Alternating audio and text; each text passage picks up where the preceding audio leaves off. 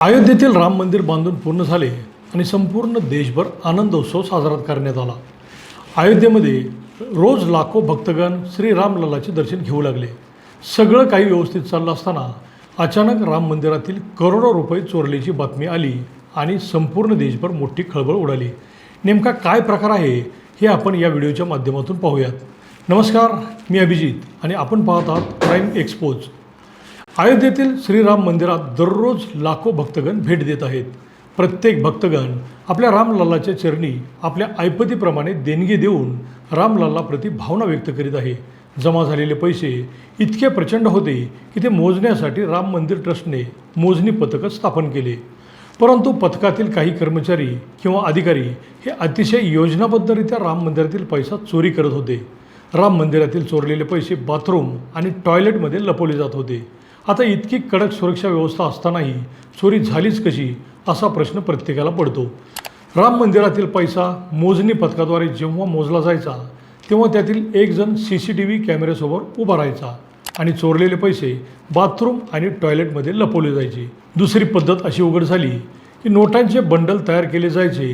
त्यावेळी साधारण 1 लाखाच्या बंडलामध्ये 10,000 रुपये जादा रक्कम भरून ठेवायची आणि ही रक्कम जेव्हा बँकेत भरायला जायचे त्यावेळी रस्त्यात त्यातील जादा भरलेला पैसा ते काढून घ्यायचे।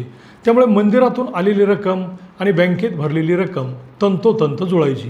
त्यामुळे चोरीचा साधा संशयही कुणाला आला नाही। टॉयलेटमध्ये आणि बाथरूममध्ये ठेवलेला पैसा सुरक्षा कर्मचाऱ्यांची नजर चुकवून बाहेर नेला जायचा आणि एका गुप्त ठिकाणी त्याची समान वाटणी केली जायची। आता तुम्ही म्हणाल की हा घोटाळा उघडकीस आला कसा? मंदिरातील अधिकाऱ्यांना एक देणगी पेटी उघडल्यावर साधारण 6 ते 7 लाख रुपये मिळायचे, पण काही आठवड्यांपासून त्यातील 500 रुपयांच्या नोटांचे प्रमाण कमी झाल्याचे दिसले। त्यांना शंका आली। देणगी पेटी ते बँक या प्रवासात कुठेतरी मोठा घपला होतोय हे त्यांनी ओळखले आणि त्यानंतर त्या अधिकाऱ्यांनी अतिशय गुप्तपणे मोजणी कक्षात हिडन कॅमेरे बसवले आणि याच कॅमेऱ्यांनी हे चोर पकडले। SITने तपास हाती घेतला आणि त्यांनी ऑडिट रिपोर्ट तपासला। त्यात मोठा घोटाळा उघड झाला। फक्त पैसेच नाही तर सोने चांदीचे दागिनेही त्यांनी चोरल्याचे उघड झाले।